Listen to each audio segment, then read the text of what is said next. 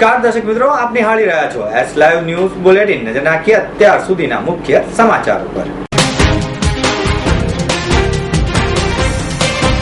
રાજ્યના તમામ બાળકોને શિક્ષણ આપવા માટે સરકાર કટિબદ્ધ છે.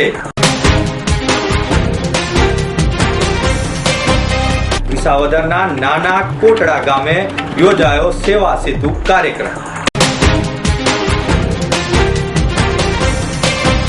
સંભવિત આપત્તિ સામના માટે એનસીસી, એનએસએસ અને જનતા જનાર્દનને પણ તાલીમબદ્ધ કરવાનો સરકારનો નિર્ધાર.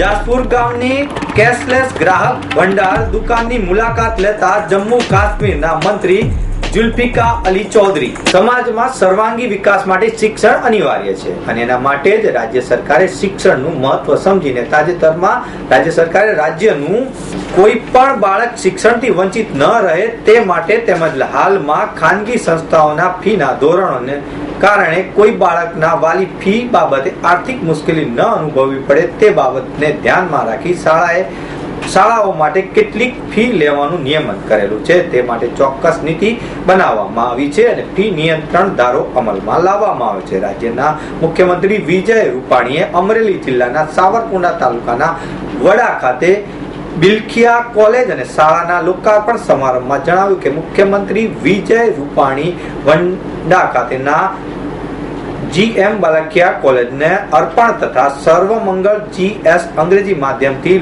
કોલેજના લોકાર્પણ સમારોહનું મંગલ દીપ પ્રગટાવી ઉદ્ઘાટન કર્યું હતું. આ પ્રસંગે તેમની સાથે કેન્દ્રીય મંત્રી પુરુષોત્તમ રૂપાલા, કફૂર બાપા, સંતો મહંતો ઉપસ્થિત રહ્યા હતા. આ તકે આ કોલેજનું અર્પણ અને શાળા લોકાર્પણ સંપન્ન કરવામાં આવ્યું હતું. મુખ્યમંત્રી વિજય રૂપાણીએ આ પ્રસંગે ગફુરભાઈ અને સંસ્થાના અગ્રણીઓને રાજ્ય સરકાર વતી અભિનંદન પાઠવતા જણાવ્યું કે જે કામ રાજ્ય સરકારે કરવાનું હોય તે ગફુર બાપા અને તેમની સંસ્થા કરી રહી છે તે સમાજ માટે રાહબર છે. આ તકે સ્વામિનારાયણના સંતોને પણ શુભેચ્છાઓ પાઠવી હતી અને જણાવ્યું હતું કે બાળકોના શિક્ષણની સાથે સાથે આપણે તેમના સંસ્કારને પણ અપનાવવા માટે સ્વામિનારાયણ જેવી સંસ્થાઓ સરાહનીય કામગીરી કરી રહી છે.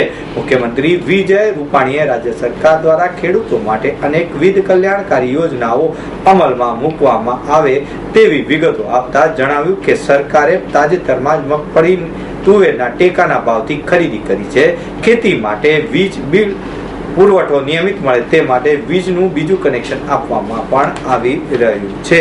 ગુજરાતના બાળકોને શિક્ષણ સુલભ બની રહે તે માટે શિક્ષણ ફી નિયમન ધારો અમલી કરવામાં આવ્યો છે તેમ પણ મુખ્યમંત્રીએ જણાવ્યું હતું અને આ ઉપરાંત આ પ્રસંગમાં સમર્પણ એવા લોકાર્પણના સમારંભમાં મુખ્યમંત્રી વિજય રૂપાણીનું વિવિધ સામાજિક સંસ્થાઓ, વિવિધ સામાજિક સંગઠનો, મહાનુભાવો તથા સંતો મહંતો દ્વારા ગૌરવપ્રદ સન્માન પણ કરવામાં આવ્યું હતું. જુનાગઢ જિલ્લામાં સેવા સેતુ કાર્યક્રમના બીજા તબક્કામાં ગ્રામીણ લોકો તેમની રજૂઆતો માટે તાલુકા મથક જવાને બદલે જે તે ગામના ક્લસ્ટર ગ્રામ્ય વિસ્તાર મથકે તેમની રજૂઆતો પહોંચતી કરી ઉકેલ મેળવી રહ્યા છે. ગ્રામોત્થાનની દિશામાં રાજ્ય સરકારનું મહત્વાકાંક્ષી સેવા સેતુ આયોજન સાચા અર્થમાં લોકહિતકારી બની રહ્યું છે. નાના કોટડા ગામના પાદરામાં એકત્રિત લોકોની લોકજીવા અને ચર્ચા આ હતી. મારું ગામ વિસાવદર તાલુકાનું નાના કોટડા છે. જુદા જુદા ગ્રામ લોકોને વ્યવસાય છોડી અને ગામમાં બધી વસ્તુ મળી રહે એ માટે આ સરકારનું કામ બહુ ઉત્તમ છે અને સારું છે. જુદા જુદા દાખલા કરવા ક્યાંય કચેરીમાં કંઈ ધક્કા ખાવા પડતા નથી અને લોકોને અહીંયા ગામમાં અહીંયા બેઠા દાખલાના હાથે બધું મળી જાય. જુનાગઢ જિલ્લાનું વિસાવદર તાલુકાના નાના કોટડા ગામે આજે સેવા સેતુ કાર્યક્રમ જે સરકારશ્રી દ્વારા રાખવામાં આવેલું છે, ખરેખર આ યોજના એક સફળ યોજના તરીકે સરકારશ્રી છે. કારણ કે નાના માણસો કે જે પોતાની રોજીરોટી માટે મજૂરી વર્ગમાં જતા હોય એવા ગામના નાના માણસોને તાલુકા મથકે જવું ન પડે અને પોતાના આવકના દાખલા, વાત્સલ્ય કાર્ડ કે કૂપન રેશનિંગ માટેની કંઈ પ્રોબ્લેમ એવા બધા દાખલા એકી સ્થળે એકી સાથે મળે અને સરકારશ્રીએ આ યોજનાની અંદર તાલુકા અધિકારી, મામલેદારશ્રી અને પ્રાંત કલેક્ટરશ્રીને હાજર રાખી એમની રાહબારી નીચે ગામડે ગામડે જે આ કાર્યક્રમ યોજ્યો છે એ ખરેખર સેવા સેતુ નહીં, એક સેવાનો યજ્ઞ છે. હવેસેન ખેર, પ્રાંત અધિકારી વિસાવદર. આજરોજ સેવા સેતુના દ્વિતીય તબક્કાના કાર્યક્રમ અંતર્ગત નાના કોટડા મુકામે આજનો આ સેવા સેતુનો કાર્યક્રમ છે. મોટી સંખ્યામાં લોકો તેનો લાભ લે. વિસાવદર પ્રાંતના નાના કોટડા ગામે સેવા સેતુ કાર્યક્રમ યોજાયો હતો. ક્લસ્ટરના મોટા કોટડા, છાલડા, વિસડા, મોટા હડમતિયા, વીરપુર, ખીજડીયા, ખંભાળિયા, ઘંટડિયા, વાજડી, ઈશ્વરિયા, માંડાવાડા જેવા ગામોના ગ્રામજનો ઉપસ્થિત રહ્યા હતા અને સેવા સેતુમાં પોતાના પ્રશ્નોનો ઉકેલ મેળવી આનંદની લાગણી વ્યક્ત કરી હતી. મેરડાના ડેડિયાપાડા, વંથલી ખોરા અને માંગરોળના સેપા અને જુનાગઢના બાદલપુર ગામોએ પણ સેવા સેતુ કાર્યક્રમ યોજાયો હતો.